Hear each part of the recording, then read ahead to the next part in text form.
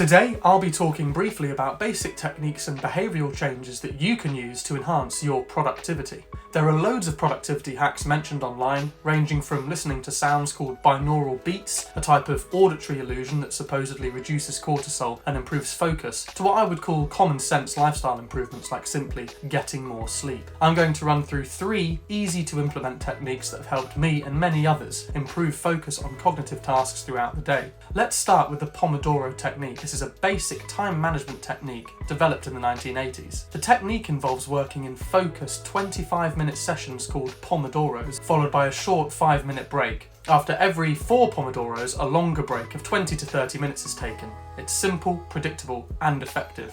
You choose a task, set the timer and get your head down for 25 minutes until the timer rings. Take a 5-minute break, stretch your legs, chew some gum.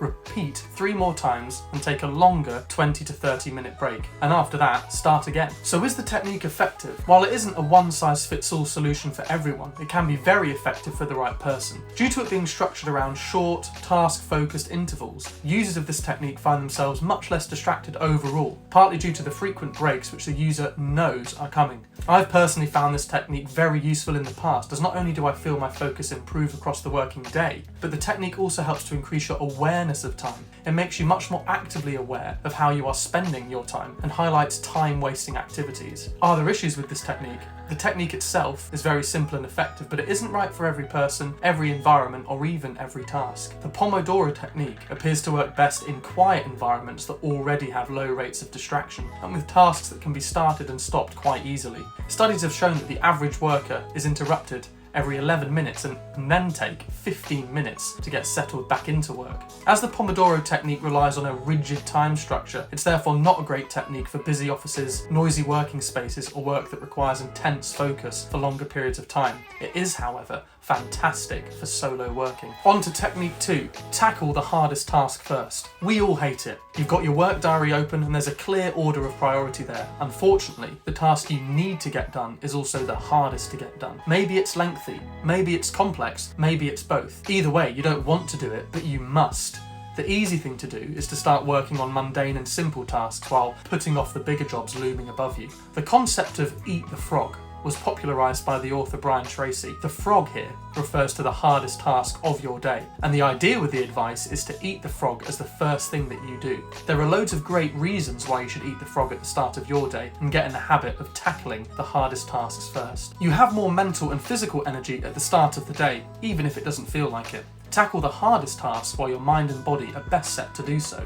Munching that frog early on eliminates the need to constantly put off the big tasks, reducing the persistent and often stressful presence of looming tasks. This all plays into the idea of planning your day to reduce your stress and mental load as much as possible while still performing highly. Essentially, what is the least stressful way to perform highly and consistently? Tackle the big mountain when you are best prepared to do so, and the rest of the day feels easy by comparison. Completing big tasks first puts you in control. Improve your focus, momentum, and confidence by whacking a big tick in the hardest task complete box early in the day. Identify your frog, eat it first thing, repeat daily. Technique 3, workplace restructuring. Following on from taking frequent breaks with the Pomodoro Technique and tackling your hardest tasks first with the eat the frog method, where you actually intend to work and that state of the environment greatly affects your productivity and output. Your work environment influences your mood, focus, and general well-being through physical elements like lighting, the ergonomics and comfort of furniture, as well as temperature.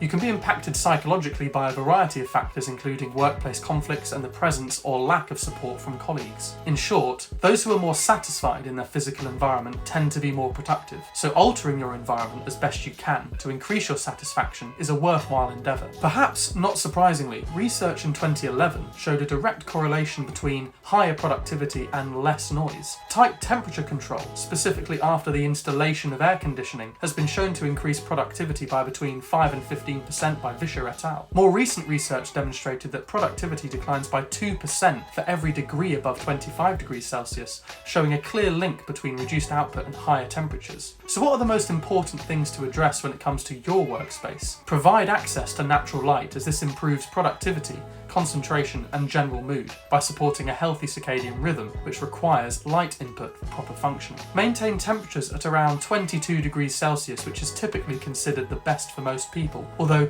you may prefer things slightly cooler or warmer. If that's the case, adjust for your personal comfort. And finally, keep your physical and digital workspace as clutter-free and organised as possible. Excessive clutter can decrease performance by reducing focus. More things lying about and more things to be visually distracted by. It's also harder to find specific things you need in a disorganised space, slowing your workflow. So, those are the 3 productivity improvement ideas for today. The time management Pomodoro technique, the eat the frog concept of starting the day with the hardest task first, and altering your work environment to make yourself as comfortable as possible. Hopefully you found this video useful. If you did, I'd be super grateful if you followed our channel for more neuroscience-based tips, tricks and such. And if you didn't find this video useful, how dare you?